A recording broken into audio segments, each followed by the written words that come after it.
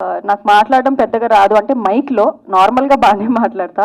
So first of all media అందరికీ చాలా thanks, మీరు వచ్చి మమ్మల్ని సపోర్ట్ చేస్తున్నందుకు.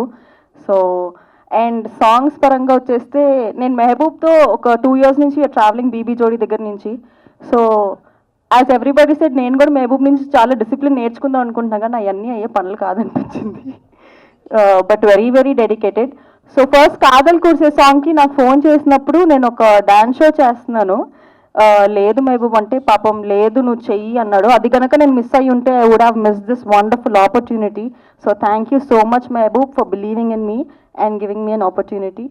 So and the whole team, first కొంచెం భయపడ్డాను, ఎవరు ఏంటి నాకు తెలీదు మెహబూబ్ తప్ప అని.